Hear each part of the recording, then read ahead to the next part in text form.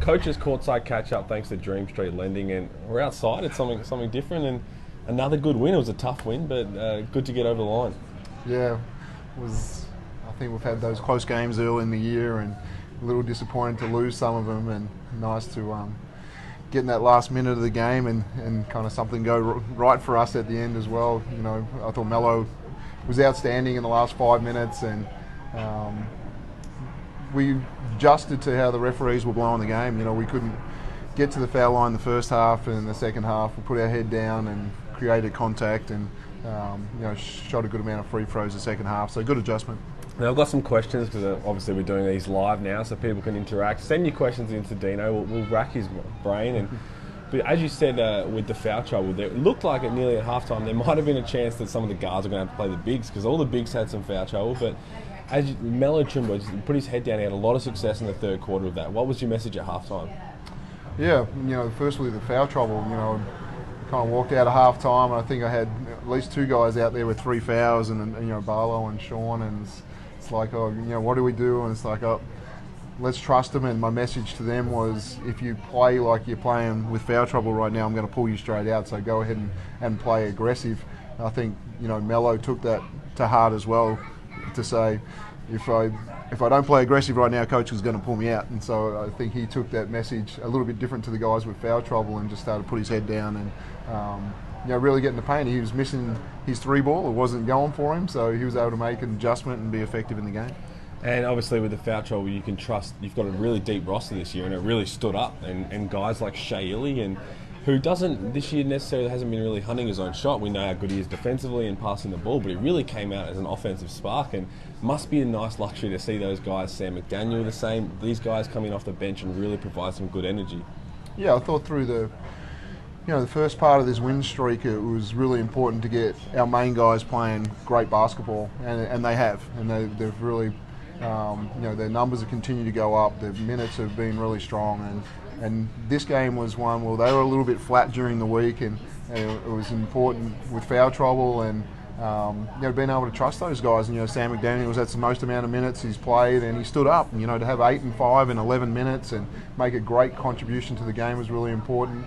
Joe Cool plays his 15 minutes. Toy comes in and hits a 3. They had a good impact, but Hooley was the one that made the big change for us. Defensively, he just turned it up. I thought everybody followed his lead, and then people have been leaving him open, and he missed shots early in the year, and now he's not even hesitating on those 3 balls right now and knocking them in.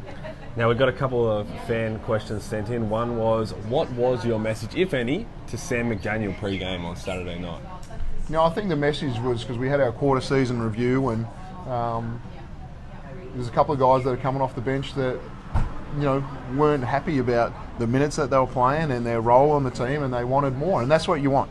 You want people not to be satisfied. You want those guys to keep searching for more. If they want to be starters in the league, you want that intensity from them. So my message to him was, be consistent in practice every day and show those things. And he had a great week, and so my message to him at shoot around was, hey, you've had a great week, you're going to get your opportunity today, take it. And he did. He grabbed it with both hands. He definitely did. He was terrific. And as you said, like Hooley came in to bring the spark, but Sam McDaniel just looked like he was playing with confidence. So another question, which is a bit on the sadder side, but when is Casey Prather? It was tough to see him have to sit out again. When is he expected back out? How's he doing? Yeah.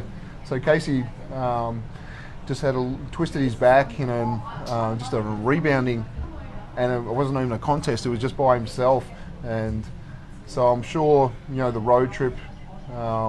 Just being back on planes again and travelling, and the intensity of playing a few games and practice, something he hasn't done consistently for a while. So disappointing for him to take that dip. We were trying to get him to have more minutes, but he looked good today, and the expectation is right now that he'll play more minutes than he's played in his first 2 games, so somewhere between 16 and 18 is the hope that we can get him back for. Well, it's another big test. The Brisbane Bullets have been playing some good basketball, inconsistent basketball, but when they start rolling, they're a good team. What are you expecting from them on Sunday? Yeah, they've always, over the last few years, been really disruptive to us, and probably the best team in the league of, shutting Casper down a little bit, or really, making his some of his catches ineffective, and I'm sure they'll try and do the same with Mello, and try and dictate about what they want the point guards to do. They're a team that, when they're making 12, 13 threes, they're extremely tough to guard. So just like South East Melbourne, similar in that regard, that they rely heavily on the three ball, and hopefully we can keep them under 10 makes. Well, I'm glad you brought up the Mello Trimble potentially make his life harder, because our last question here from one of our fans was, what was the plan knowing Shaun Long was going to be doubled a lot? Because South East Melbourne said they had a few plans coming in. As frustrating as we saw it on his face, and I'm sure it would be frustrating. I never got doubled, so I wouldn't know how frustrating it would be.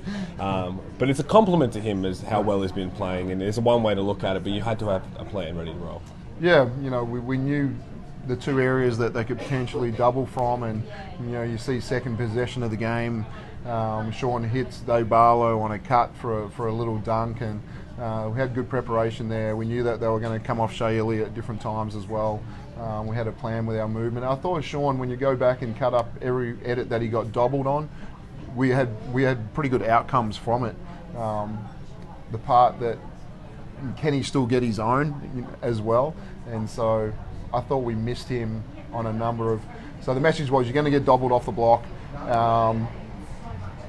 Let's see if we can get some catches closer to the charge circle, so that it's really hard to double from him. So he had some seals on the inside that we missed him on pass catches, and again, he had a couple of offensive rebounds that he'd like to have back and go back up with him. And then I thought he had some really good looks from the three ball as well, which has been knocking in consistently. So he might come out of that game a little bit disappointed, but I think we'll talk to him about his post offense and how he did make good reads out of the double teams as well. Well, Dean, I appreciate your time. It's a great insight here from the head coach. If you've got more questions, we'll be doing them live from now on. We can rack his brain, but massive game on Sunday against the Brisbane Bullets. Jump online, get your tickets.